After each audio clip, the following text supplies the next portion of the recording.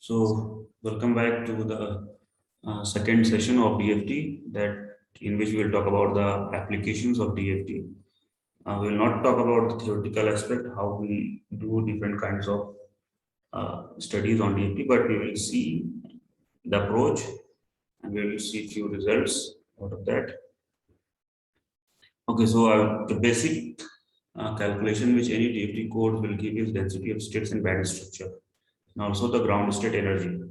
So a DOS and band structure is like you will get from any code, and upon that you can do some mathematics by hand or by any tool, and you can deduce many research results depending upon what kind of approximation and what technique you are using. So with I will just list some DOS and band structure of few materials just to say show how it comes out of the PFT, and we will talk about the how we can predict crystal structure of any material, and also we talk about surface modeling, because uh, surfaces are the things which are useful for device application, because we grow thin films and we deposit something on thin films, or we make heterostructure of different materials.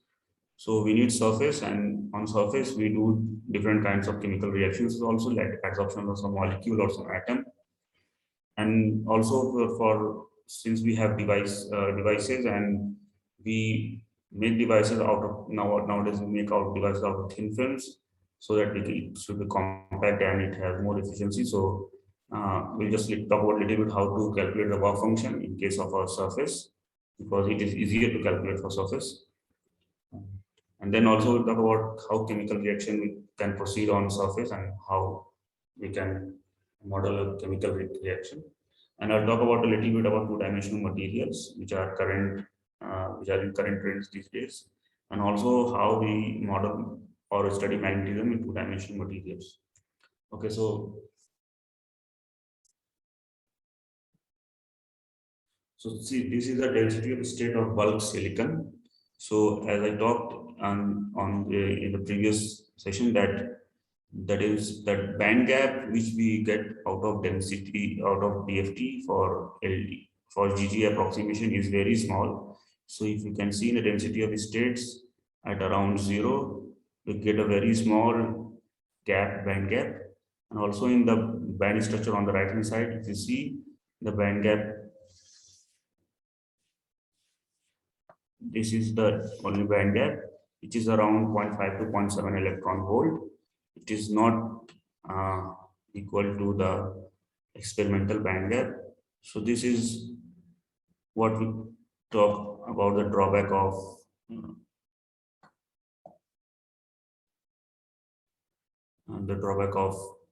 using DFT with no proper exchange correlation functional. And also if you move next, so if you see this density of states for graphene, if you see at this point here, we don't find any state at the Fermi level EF 0, and also on the band structure on the right hand side, you see at 0 E minus EF at 0, we see there is a Dirac point feature where the two band merges at the reciprocal K space of K point, and we see a Dirac kind of property in the band structure. So this density of state and band structure we can calculate very easily in any DFT code. What next is that how do we predict some crystal structure or a property of any material? So there's a very famous Burke-Monaghan equation of state for isotropic solids. It is nothing but it is the equation for the total ground state energy. It depends upon the bulk modulus of the material and the volume of the material, and their equilibrium volume and equilibrium bulk modulus. So E is the total energy, E naught is the energy at 0 pressure, V naught is the volume at 0 pressure, and V naught is the bulk modulus of the material at 0 pressure. And these V's are when we distort the lattice or we change the lattice parameter. So our volume changes accordingly, and we have different energies. So if you see this, for suppose we have a material, we have an element which is copper. So we want to know the structure of copper. Okay. So what we assume is, suppose we assume the copper to be a simple cubic copper which exists in suppose in simple cubic structure form. So what we do is we take a simple cubic structure of copper, and what we do, we vary the lattice parameter of the simple cubic, and we will get different values of energy from DFT. So we will get straightforward energy from DFT for respective lattice parameter, and we plot it. And also we use that those values of lattice parameter correspondingly giving the volume, and we will get E naught, and we can calculate the bulk modulus based upon energy, which is nothing but the derivative, double derivative of energy with respect to volume multiplied by the volume. So these V naught and B naught, E naught will act as a fitting parameter, and we can compute the E for every A. And when we fit it, we see that it matches exactly for simple cubic, and we see that our equilibrium lattice parameter comes around 2.4, and energy is slightly lower than minus 3.2. Now we take another crystal structure of copper. Suppose we take FCC copper, and for that also we do the DFT calculation for the varied lattice parameter, and we fit to BM equation of the state, and we also see in this case it fits well, and we get a minimum around lattice parameter of 3.65, and we get energy lower than minus 3.76. Then also we took another, we can take, these are not my results, but it is taken from a book. So now we can take another structure of copper, say hexagonal close-packing copper. And for that also we vary different C by A ratio, because our A and B are same and C varies. So the C by ratio is around 1.6 for SCP, and we slightly change the C by A ratio by changing the A, and we see that we get a minimum energy of around minus 3.75 at a lattice parameter of around 2.6. So if you compare the energy of all three structures of simple cubic, slightly less than minus 3.2, FCC around minus 3.7, and SCP around minus 3.75. So by comparing the total ground state energy of the system, we can see that whichever structure is giving the lowest ground state energy, or the lowest energy, will be the stable structure. So in this case, our FCC has a smaller energy of around 15 MeV per atom, and this indicates that our this copper structure will prefer to be in FCC structure. So the ground state structure of copper is FCC. We know from experiment and other studies. So by DFT we can accurately predict which structure some material follows, whatever material follows. So similar can be done for other element also, or can be done for another compound also. We can vary A, B, and C, and we can map that variation of lattice parameter with the energy, and comparing those energy in different structure form, we can predict the stable structure. So when we know the structure of a material, then it is easy to prepare a surface out of that bulk material. So in this case, we have a bulk material as shown here on left. So what we do is we take some fixed amount thickness of that material along any particular direction, either it is along 001 or 100 or 010. Okay, you can choose any, and you apply some amount of vacuum, means you increase the lattice parameter in particular direction, so that the lattice parameter increases, and there is a vacuum, means there is no atom. So only we have atom in this part of this or slabs or the whole of the cell. So these are the material. It will form two surfaces because there is vacuum, and it will keep on repeating in 3 dimension, and we will have only this much material, and rest is the vacuum, and we have two surfaces, top and bottom.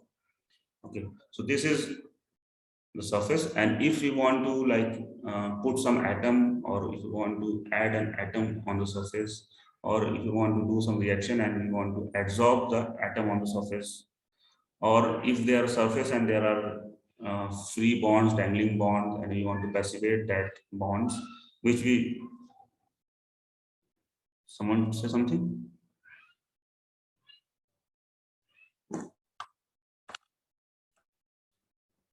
So we have surface and we do different kind of studies on surface, from reaction to adsorption to passivation of dangling bonds, depending upon the purpose of our studies. So suppose we have these two atoms and it's reacting with the surface. So maybe the two atom can go on top surface or can go on bottom surface, or it can go on both the surfaces, depending upon what is the favorable pathway for that reaction to occur. So we have surfaces and we can do different kind of reactions. So the surface can be prepared in various ways. Suppose, for example, we have platinum FCC, is a bulk unit cell is FCC for platinum. So we can have different lattice planes like Miller indices of 001 along say Z crystallographic Z. We can have 111, 100, or 010, depending upon what how many phases you can model out of this platinum or any material. And then we have those surfaces modeled along any particular direction, and then for that particular, for each surfaces we calculate the surface free energy, and that is given by nothing but the total energy of the slabs of the thin film, we can say the thin film or slab or two-dimensional material, minus the number of atoms which are in that slab into energy taken from the bulk calculation per atom, and we divide by the total area two times, because there is a top surface and there is a bottom surface. So we get the surface free energy. And by comparing the surface free energy of different surfaces grown in different directions, we can predict which surface grown is the most stable. The surface which has a minimum surface free energy will be the most stable surface modeled. It is similar to the binding energy kind of calculation. So we have to only model a surface of different orientation, growth in different orientation, and we calculate surface free energy, and we compare the energy and we get a stable surface after that. So there are few things that you need to we need to consider is that, like if there is some material which has been modeled into a slab and it has only one layer. So this one layer is considered as a surface, is a thin film. But in order to model a particular thin film which is most stable, is we need to have more than 5, 6, 7, 8 layers. So what we do, we have to model a surface of few layers. We keep on increasing the number of layers in the slab, and we keep computing the surface free energy. And then after certain thickness of slab or after certain number of layers grown, we will see that we are now getting a surface constant surface free energy, or our surface free energy is saturating. That means that much number of layers is required for the thin film. So for that we need to have more than 4, 5, 6, 7, 8, depending upon the material. We can have multiple layers in a slab to make a stable slab. And also, if we have multiple layers, so and we are interested only on the surface, not in the bulk part of the slab or bulk part of the thin film, we are only interested on the top and bottom part where our reaction or different phenomena is occurring. So we only allow the atom to relax on the top surface, on the bottom surface of few layers, and rest the center part of the slab is remain fixed, because it is not going to change or it will not act. Will not take part in our studies. So that part of the slab can be fixed, and top and bottom few layers can be allowed to relax or allowed to optimize its positions. And also, since we are doing calculations for like slab with different layers and we keep on increasing thickness, so for every calculation we need to check the convergence of total energy with respect to our cutoff energy. How much cutoff energy is required for, like suppose say if we have one layer of material in our slab, so we need 100 electron volt. So if we go to two layer, maybe we need 120 electron volt cutoff energy to get a converged ground state. So this can change or this can remain constant. So it's better to check the convergence of total energy with respect to the cutoff energy. of the calculation. And also with respect to the K point grid, how many K point grid, how many number of irreducible, how many number of K points are there in the irreducible trillion zone, so that it is sufficient enough to give the correct Brownlee state. And also one thing is like we have a surface, so we have surface and we are doing some reaction on the surface, or we are absorbing on atom or surface, or suppose we have any surface which are having dangling bonds and we want to passivate. So suppose there are 100 dangling bonds, and we think that we can passivate all of the 100 dangling bonds. So maybe this thinking of ours will be wrong, because as we put one atom on the surface, it will get absorbed on the surface, it will passivate one of the bonds. And suppose we put another atom on the surface, so maybe that will also passivate one bond, but we keep on increasing the number of atoms on the surface to passivate bonds or to be absorbed on any side. So that will also keep on increasing the energy of the whole system. So with coverage of the surface with some few atoms or with any molecule or whatever process, that will cause the surface free energy or the total energy of the system to increase, and that would make the system unstable. So when we have a surface, so we if you are doing some absorption or some reaction on a surface, then we can also calculate the coverage effect, coverage energy, how the energy of the system is changing with the coverage of the surface. Okay. So this is an example, not realistic. It's an example, but not with data. So this on the left hand side top, we can see we have a clean platinum 111 surface. This is how it looks if you look from the 111 direction of the slab. Okay. So now suppose we want to adsorb one atom onto the platinum. Say suppose we are using this platinum 111 for catalytic properties, catalytic application, or as a catalyst in some reaction. So now some atom will get attached to the surface of the platinum and it will do some reaction and it will then leave the surface. This is how catalysis work. So now we can identify few sites on the surface. First, we can have an atom sitting at the FCC side of the platinum 111 surface, or we can have an atom sitting at the bridge of the platinum 111 surface, bridge between the two atoms, or the atom can sit at the HCP side of the platinum 111 surface. So there could be many possible uh, sites where an atom or a molecule can get absorbed on the surface. And for each cases, for all these three cases, we will compute the adsorption energy, which is nothing but a binding energy type of calculation, where you get the total energy of the system for whole this slab and atom, and we separately calculate the energy of the atom in this particular configuration by removing the slab. And also in one case we have the surface, we have the energy, total energy of the clean surface. So we have energy for this system, for this combined system, and also for the individual this adsorb atom, and we do this binding energy kind of calculation and we get the adsorption energy. So now comparing the adsorption energy for all these three different sites, and for other structure it could be many possible sites.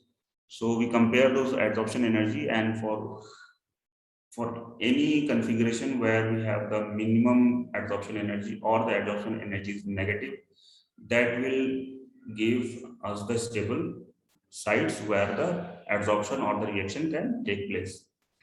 So this is one of the example how we use DFT to model a surface, to check the stability of the surface, and also to identify the possible sites of reaction or possible sites where the phenomena can occur based on the energies. And these energies, E total, E atom, E surface, all these energies can be calculated from the ground state energy, which we get from the density functional theory. There is an example where I've shown that this on the left hand side in figure A, we see this is a structure of epsilon Fe2O3. Okay, and we have marked a reference iron atom for our reference, and on the top of that we have a graphene sheet. So we have this kind of a problem where we have a surface and we put another sheet to induce some properties. Suppose this graphene is non-magnetic, and we have a magnetic substrate, and we put the graphene on the magnetic substrate to check what is the induced moment in the graphene or how its electronic properties getting changed.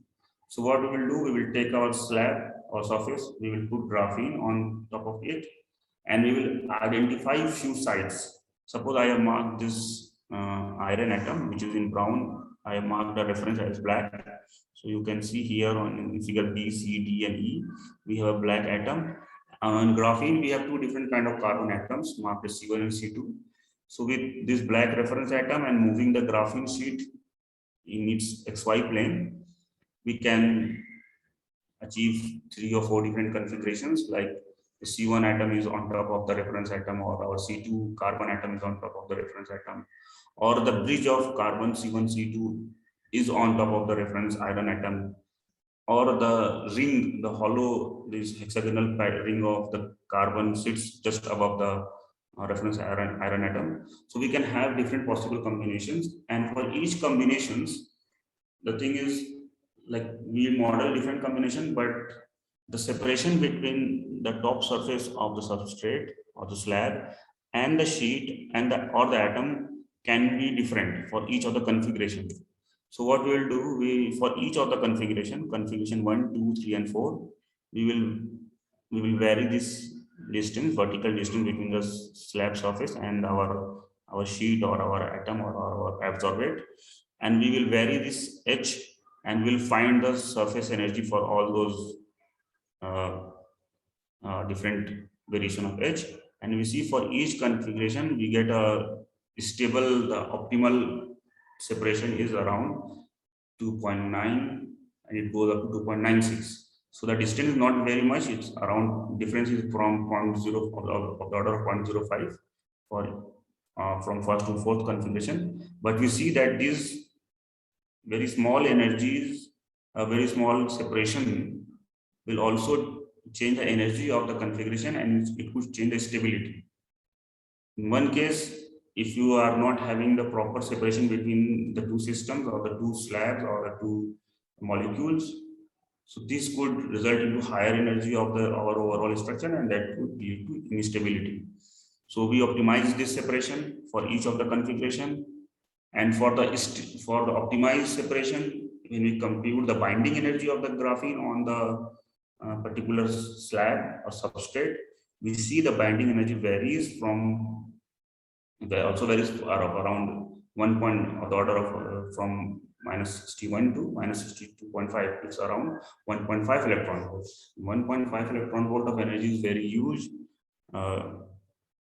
and we see that for one of the configuration we have the minimum binding energy, maximum minimum binding energy, and highest of around 60.5.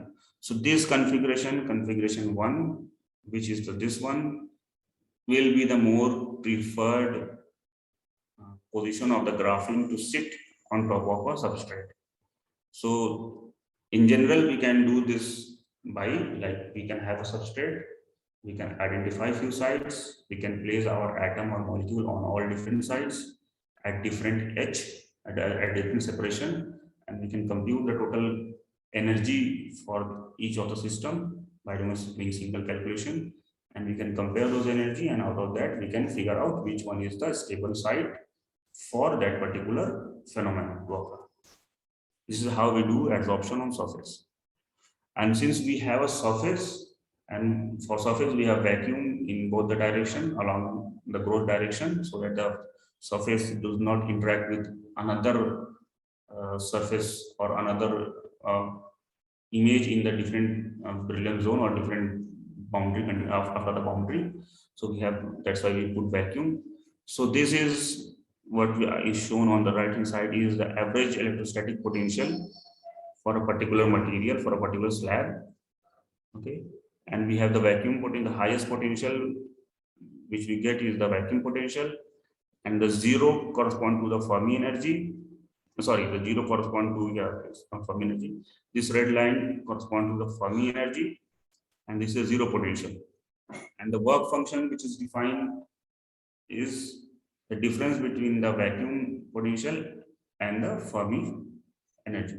So we do E this energy minus this energy, we get the work function for our material which out of which the slab is made. So also one application is the chemical reaction, how we do the chemical reaction. Okay, before that, this vacuum potential and Fermi energy, the Fermi energy we get directly from the calculation.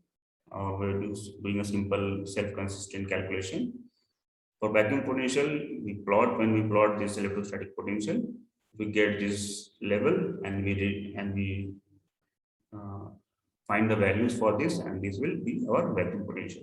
So it's very straightforward, and we can calculate the work function for our slab. And also another application like chemical reaction. Suppose we have a surface. Suppose this is example for like uh, platinum surface, and on that we want to oxidize a hydrogen molecule so that we get an OH anion, and then on that also we further oxidize to get H2O. So now this platinum will act as a catalyst to, for the formation of H2O out of hydrogen and oxygen. So what we do is we put an hydrogen on top as described like this, and we find one of the favorable site where the hydrogen will sit. Then we will do another calculation where we will put the oxygen atom on all different sides, and we will try to find out which one is the favorable position for the oxygen atom to sit on the platinum surface. So when we identify those two sides, suppose this is a site for hydrogen and this is a site for oxygen, this is the favorable site where it will sit. Now we allow these two atoms to freely move on the surface of the platinum. So when we allow the atom to freely move, so it will take a particular position, or we can only fix the atom at a favorable site. When you know the favorable site out of the energies, you can fix this, and we do a calculation and we find the energy for this configuration. We have this energy, suppose it is considered at 0. Now we allow these two atoms to freely move. So when these two atoms freely move, so they are now free to interact, and they are free to share electron and make bond formation, and they will eventually make a bond formation of OH. See, from here it moves closer to this hydrogen atom, and this hydrogen also now moves close on top of one platinum atom. So this will make an OH, and we know the favorable site for oxygen will be on top of one platinum atom. So we put another oxygen atom on top of another platinum atom anywhere, and then we allow these three atoms to move freely.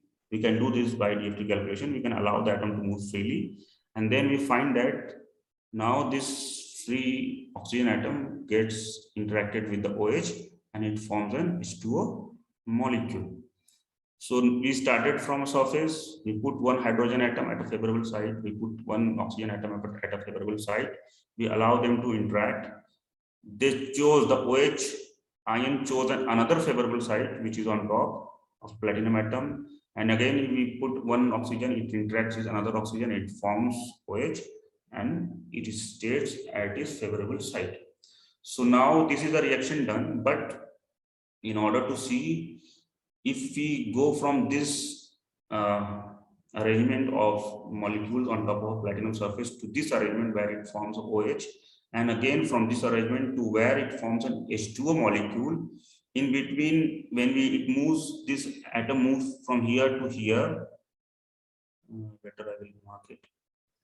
So what happens is our final OH is here. So this oxygen atom will move here. This hydrogen atom will move here. Okay. So in this picture, we get here as OH here. And then again, we have another oxygen here. So this also moves at this side. And so we get our H2O at this side.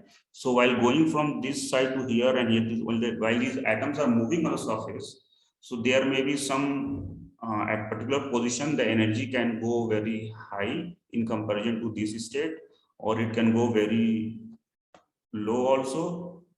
Okay, but this low is not possible because reaction is proceeding forward, and it can also, yeah, sorry, this can also happen, can go low also, and in between these two states we can get the energy of a higher state for any intermediate position of the atoms on the surface, and this energy will give us the barrier of the reaction to occur. The reaction occurring from separate HO and platinum surface to form a platinum OH and O, this will be the reaction barrier. And again from OH platinum to form H2O and platinum surface, this will be the barrier in comparison to this.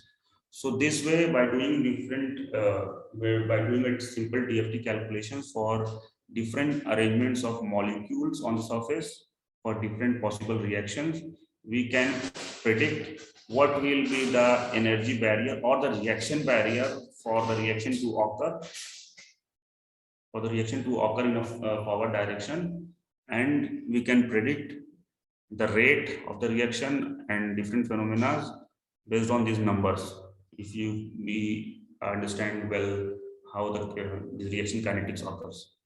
So one example, this we got to see that we can predict the reactions and the reaction barriers and what will be the energy for the reaction required. It will be endothermic or exothermic and different kind of things.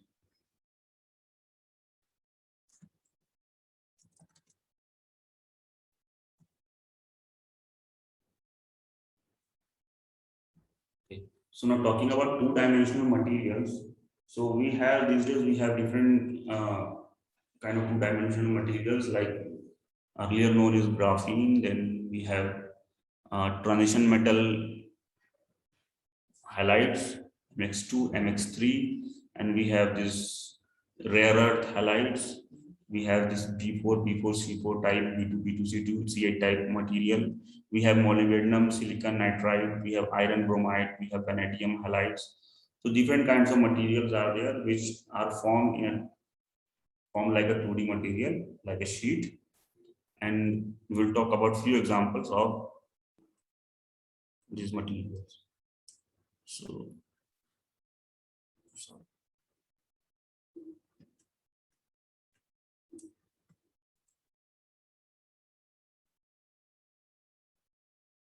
Okay, so this is a crystal structure of monolayer of MnF3 on the left hand side, and this is for crystal structure of monolayer of MnCl3. So these are two-dimensional material, and we are viewing this material from our top, from the C-axis.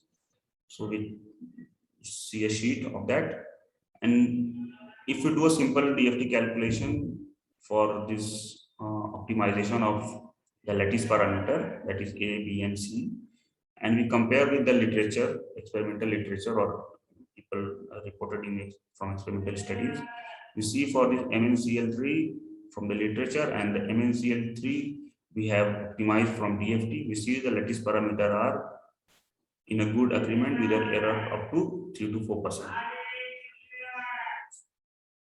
Not that much, and they are comparable. Okay. So, and also from the DFT calculation, we find the density of the states and the band structure for MnCl3, monolayer two-dimensional MnCl3. And we'll see at the Fermi energy, we see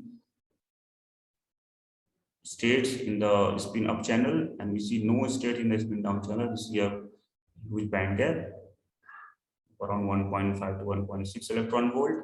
And this shows this is semi-metal kind of properties. And if we analyze these states in the band structure, we see at zero energy here, we see at the K point of reciprocal Williams zone, we see a Dirac point. So this MnCl3 monolayer is Dirac semi-metal because it has a Dirac point. In one spin channel and in another spin channel, we have a huge band gap. So it acts as Dirac semi-metal. Similar is the electronic structure, the density state and band structure for MnF3. Here also we see states in spin up channel and huge band gap in spin down channel. And we see the band structure having a Dirac point at high symmetry K point K, the Brilliant is IBZ, and this is also a Dirac semi-metal. Similar is the case for we talk about yeah, transition metal MNs, MnBr3, MnI3, FeCl3, FeBr3, FeI3, with iron, with manganese, with nickel, with chromium, all those halides, they form two-dimensional material, and they have this Dirac point properties preserved, but they could be either ferromagnetic or antiferromagnetic depending upon what is the interaction in those materials. From here, we see, if we analyze the density of the state, we see we have a huge states in spin-up channel at Fermi level, and at that Fermi level, we don't see any density of states. So the difference in the density of states, like for the density for spin up minus density for spin down, will give a positive density of states, resultant positive density of states, and the resultant positive density of state will correspond to a positive magnetic moment, and that is for ferromagnetic. So we get this MnCl3 as ferromagnetic, and similar is MnF3 is ferromagnetic. For MnCr3, MnBr3, so for MnBr3, MnI3, they are all ferromagnetic. Okay, so if you want to see if these materials are ferromagnetic or these two-dimensional materials are whether ferromagnetic or antiferromagnetic or non-magnetic, so we can do, what we do is, see, first we'll talk about this. What we'll do is, this is a 2x2 supercell, I mean slightly bigger unit cell of MnCl3. And in this, we have all the moments of the manganese atom as positive. So the positive moments, total magnetic moment of the manganese atoms, the red denotes the positive and the black denotes the negative moment, down moments.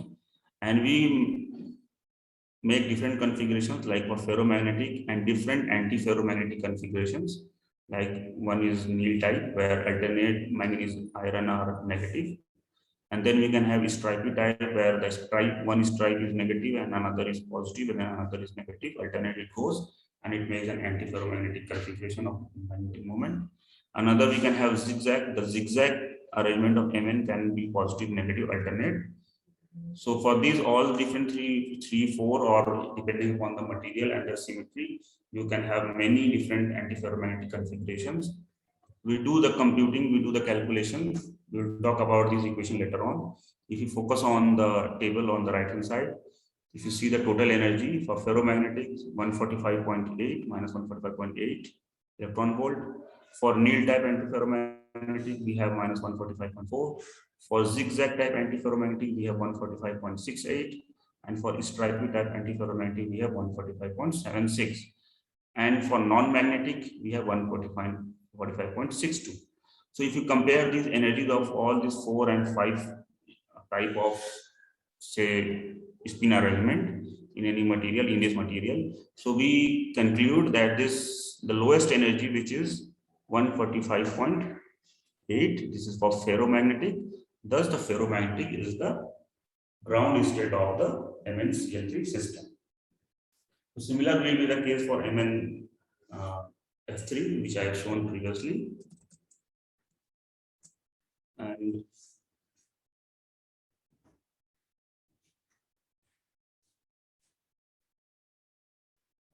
so, and for other material also, we can make different 2D, for different 2D materials, we can have different magnetic arrangements, ferromagnetic, antiferromagnetic. For paramagnetic, you don't need to give any moment for your calculation, or you can make ferrimagnetic, like one atom has a higher moment and another atom has a lower moment, slightly lower moment, and you can do the calculation for that. And we then compare the total energy for all those configuration, and we get our ground state, and we can get our magnetic property for that material. So this is by doing DFT. If you want to study 2D material or say 3D material in general with a model, so what we do, for example, we've taken 2D material and here we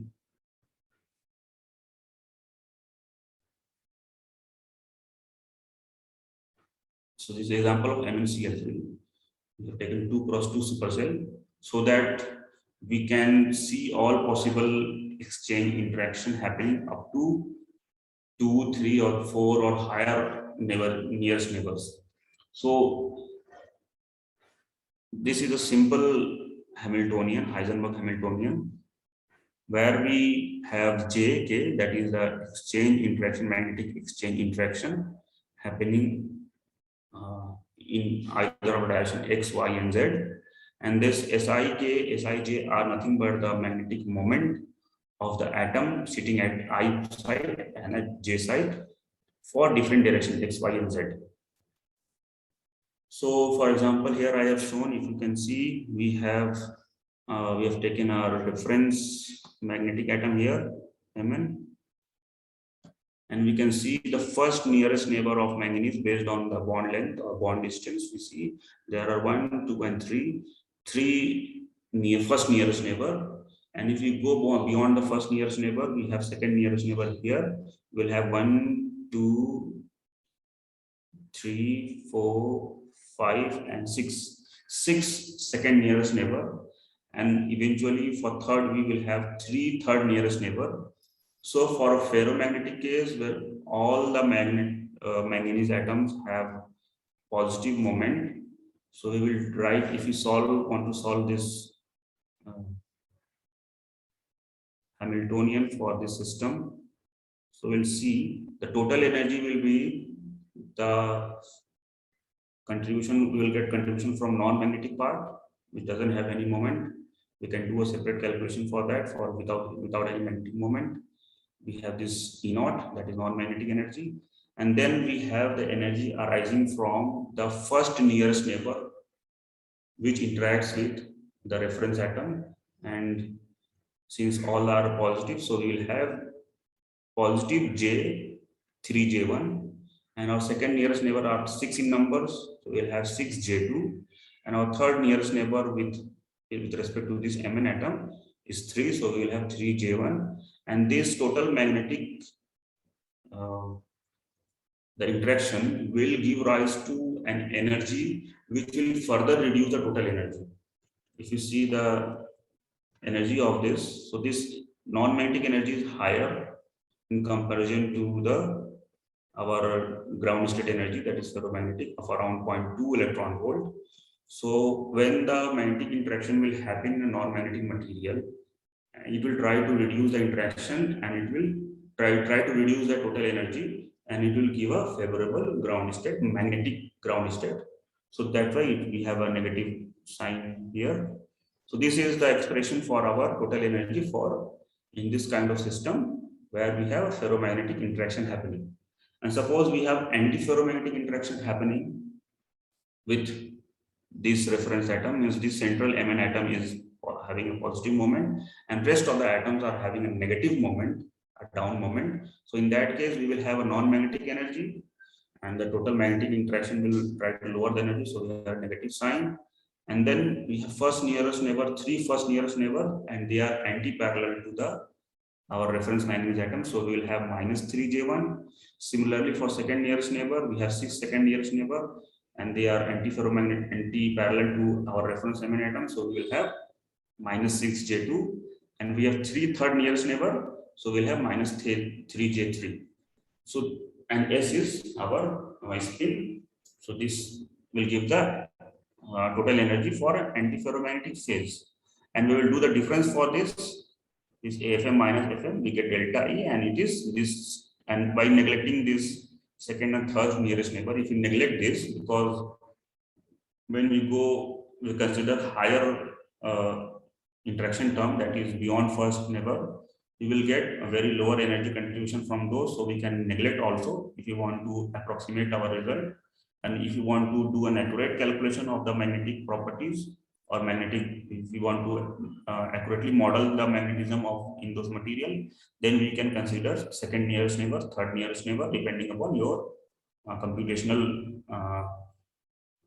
accuracy, how fast you can compute, how fast your computational resources are, because that will take time.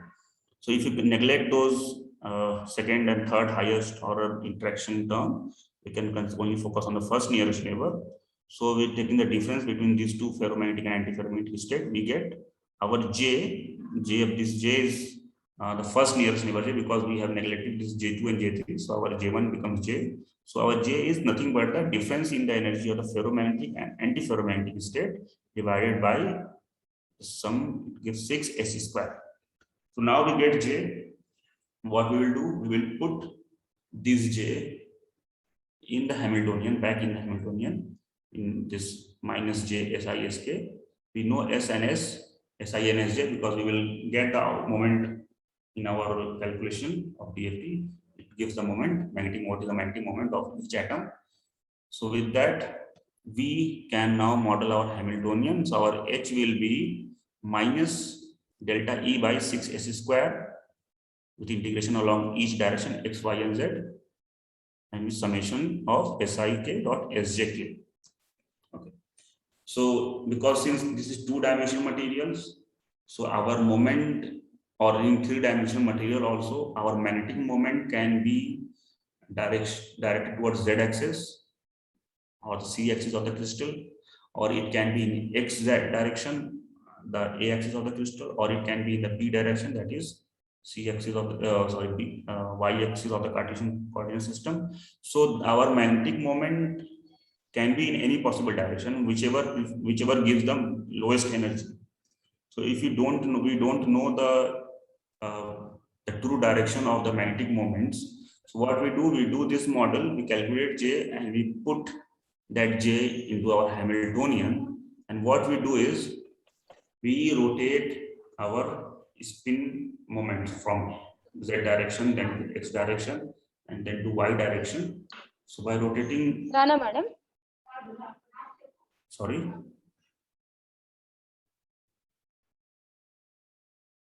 Okay. So we rotate our spin direction along x, y, and z axis, and we compute the energies for all different directions, and we solve the J for these three different directions. So what we will get as Jx, Jy, and Jz. So considering up to first nearest neighbor, neglecting J2 and J3, even for J, for three different directions, we will have three different Js corresponding to x, y, and z.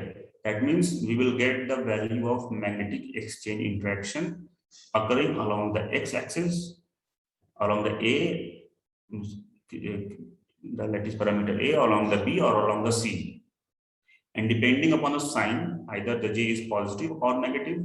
If the J is positive, that means the interaction is ferromagnetically occurring. That means the system will be ferromagnet. And if the J is negative, that means it is the exchange between the two atoms are antiferromagnetic in nature, and the system will be antiferromagnetic. And if we get our Si and Sj equal for the antiferromagnetic case, that means it is true antiferromagnetic, the resultant moment will be zero. And if our calculation gives the Si slightly higher, slightly different than Sj, and the system is antiferromagnetic, means the J is negative, then for that case, we will say that our system is ferrimagnetic. J is antiferromagnetically representing, but the spins are not equal. That means the system is ferrimagnetic. We have uncompensated spin, and we have a resultant magnetic moment in the system. So when we calculate J for each direction, J, J, and Jz, here it is given for first nearest neighbor, second nearest neighbor, third nearest neighbor. Similarly, how we have form this equation for each kind of magnetic configuration. Similarly, we can formulate this equation for our all different spins configuration, like ferromagnetic, Neal type, stripy, and zigzag type. And for all these cases, we see how the atoms are interacting. Like this is interacting, these two are interacting ferromagnetically, these two are interacting antiferromagnetically, or these atoms interacting antiferromagnetic, the two different atoms. So based upon that, we can count how many J's one will be in ferro or antiferro, and we can have the number. We can formulate this equation, and we will have four equations with four unknowns: E0, J1, J2, and J3. Or if you compute the energy for the non-magnetic calculation, non-magnetic part, then we can have only three different equations with three unknown, J1, J2, J3, for three different nearest neighbors, up to three different nearest neighbor. Or we can neglect J2 and J3, we can only have E0 and J1. So In that case, we need only two equations to get our two unknowns, and we solve that and we get our J values, which is this, which shows, see here the number, it is along Z axis, because if you have not mentioned either our spin are along X or Y, it is assumed to be along Z, because Z is the preferred orientation for any spin direction until and unless we specify either it is X or Y. For Z, we see the first nearest neighbor exchange interaction is 4.7, followed by the J2 second nearest neighbor exchange interaction is minus 0.13. It is much lower than 4.7, and also it is negative. That means first nearest neighbor exchange interaction is ferromagnetically occurring, second nearest neighbor exchange antiferromagnetically occurring, and third, it is ferromagnetic and it is much weaker. So that's why we neglect these two and we work with only J1. If you want accurate result, you can include J2, J3, or J4, a higher order exchange interaction term.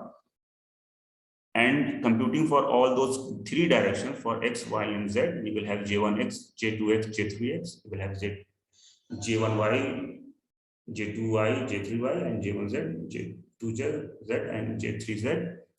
And with that, if you find the total energy using this equation for our ground state system, because ferromagnetic is the ground state system, so we'll put those J values here, and we know this our E naught, we will find this energy, and we try to map this Hamiltonian energy with respect to the orientation of the spins, because here if you see we have a dot product of spins, so this will be SI SJ cos theta for X and Y coordinate along X and Y, and if it is X and Z or Y and Z, it will be SI SJ sin theta, because it is projection in another axis. So magnetic mapping the energy of the magnetic ground state with the Hamiltonian, if you see this blue curve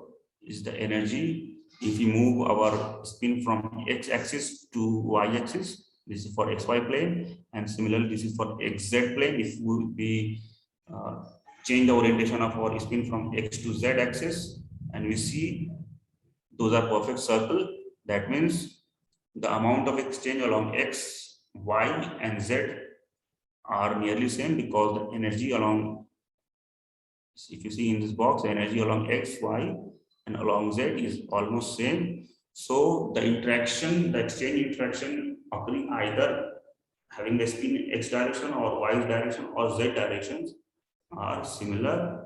That means the system is isotropic in nature, and the J's are positive. That is, we have a ferromagnetic ground state. And if you compare the energy with the DFT values, those are marked in small red here, so it matches well with the DFT values also. So we did a DFT calculation, and from there we model a Hamiltonian for our system. From that model, we calculated our exchange interaction, and then with that exchange interaction and the magnetic moment, we again computed the total energy from the Hamiltonian, and we put it along with the DFT energy, and we see the DFT energy and the energy from the model Hamiltonian is perfectly in agreement, and we see the exchange interactions are almost same in all the three directions. So this is for two-dimensional MnCl3. Similar is the case for MnF3, and similarly you will find it for MnCl, MnBr3, and MnI3, which I'm not showing here. And this is with the reference for surface modeling and the reaction thing. This is a reference for the modeling materials using density functional theory by John R. Kitchen.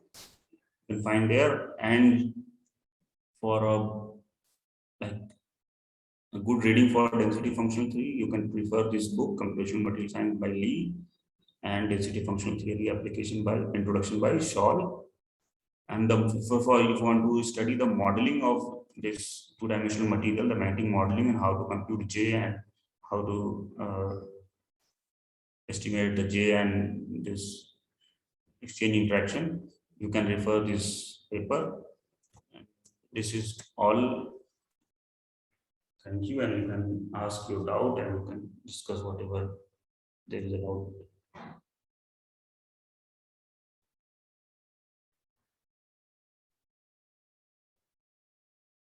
Dr. Rick?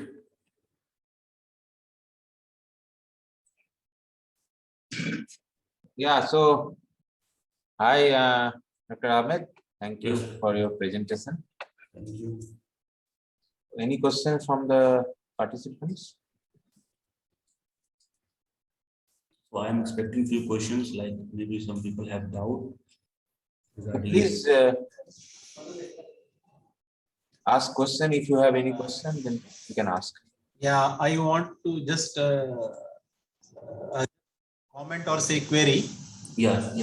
So Imranji, actually, I am purely experimentalist. Okay. Working in bulk ferroelectric materials, but somehow I also nowadays I am saying I am looking after the papers from first principle calculation. So many things are coming nowadays.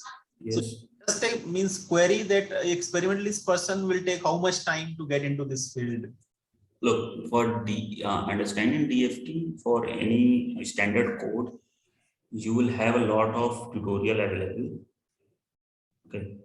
So, and those tutorials contains all basic different kinds of problems, like from calculating density of state, from calculating band structure, from calculating binding energy if you are doing some surface or some reaction. Even if you are doing bulk like ferroelectric, even for calculating the ferroelectric polarization also, you will get a good example available for each and every code.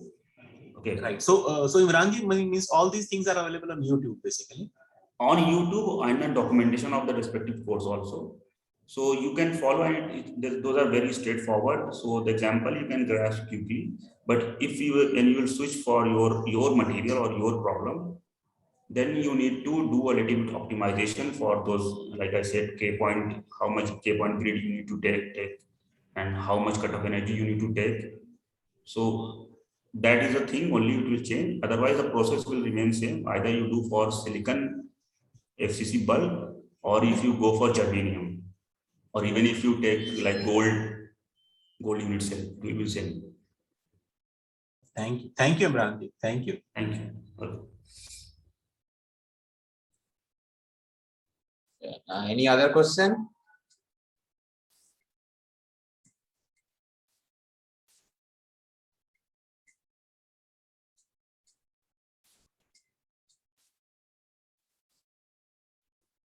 Hello.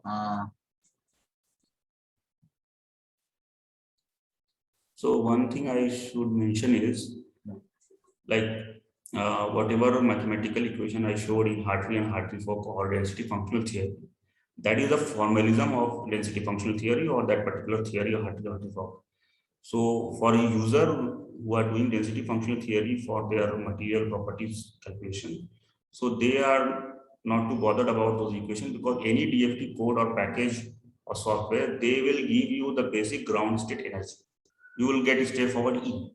And with those ground state energy value, you can do a little bit of, like, you divide by energy by your lattice parameter, so you'll get your force or you get your potential. You can just do little bit computation by hand from those energy. You don't need to do any mathematics in getting the energy or the band structure or the density of state from DFT. Those are the formalism and those are on the background of the calculation. Only you have to give your input structure. This is my crystal structure. Suppose this is a unit cell of any element, and this much K point is needed. The higher K point you will use, the result will be more accurate, but it will take more time. So take a limited number of K points that you can, in any reference DFT code book, you can find how to take the K points, and you have the standard potential file available for any element in that particular code. You copy that particular potential file in your calculation folder. So you have those potential file, you have the crystal information given to the code, you specify, you compute for only this much number of K points, not higher than that, and you just submit your calculation to the computer and it will do it, and it will straightforward give you the ground state energy in an output file. And you will get few different files which you can plot in any other software like Origin or GNU plot or trace, or even in Excel, you can copy that data and you can plot your density density of states, or you can plot your binary structure. It's just straightforward. Only thing, if you do it, you will gain expertise while doing on different elements. If you keep on doing on different elements, then you will have an idea and you will have our experience, and then you can do with any unknown material, which is new to you. Before doing the experiment, you can calculate the properties from the density functional theory, and if it is quite promising, then you can go for your experimental characterization, preparation, and studies. Learning is easy; it's not that difficult. So, any question? Further question?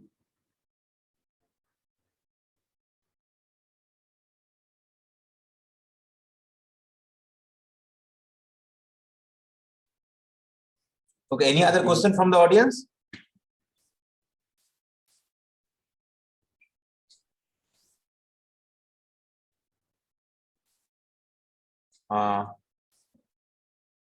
I think that's it.